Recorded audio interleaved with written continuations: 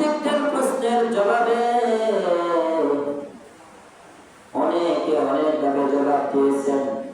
আল্লাহ রাব্বুল আলামিন পবিত্র কোরআনে নাস্তিকদের প্রশ্নের জবাব দিয়েছেন, বহু হাদিসে নাস্তিকদের প্রশ্নের জবাব রয়েছে।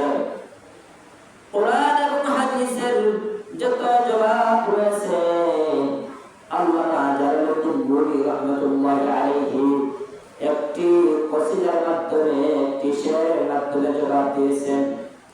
সেই শেরের বাংলা হইল, হে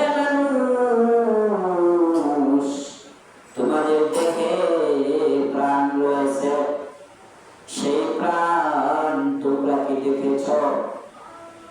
যেই দেহে প্রাণ রয়েছে, প্রাণ না দেখে তোমরা প্রাণকে বিশ্বাস করো, ঠিক তেমনি ভাবে আল্লাহকে না দেখে আল্লাহকে বিশ্বাস করতে হয়। তোমাদের দেহে প্রাণ রয়েছে, ওই প্রাণ তোমরা দেখো না, কিন্তু বিশ্বাস করো। তোমাদের দেহের প্রাণ আছে কেন বিশ্বাস করো? দেহের প্রাণের আলামত দেখে বিশ্বাস করো। দেহের প্রাণের আলামত কি? দেহে যদি প্রাণ থাকে তাহলে তোমাদের চোখে কাজ করে, চোখে দেখতে পাও। দেহে যদি প্রাণ থাকে তাহলে তোমরা কানে শুনতে পাও। দেহে যদি প্রাণ থাকে হাতে ধরতে পারো। দেহে যদি প্রাণ থাকে পা দিয়ে চলতে পারো।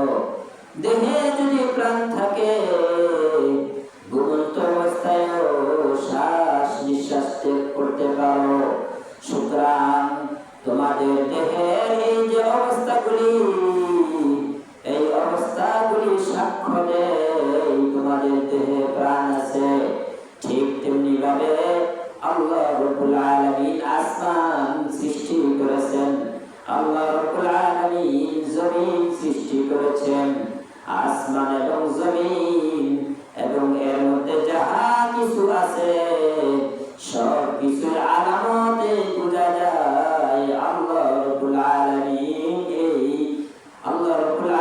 এই সব কিছু সৃষ্টি করেছেন এবং আল্লাহ এর স্রষ্টা।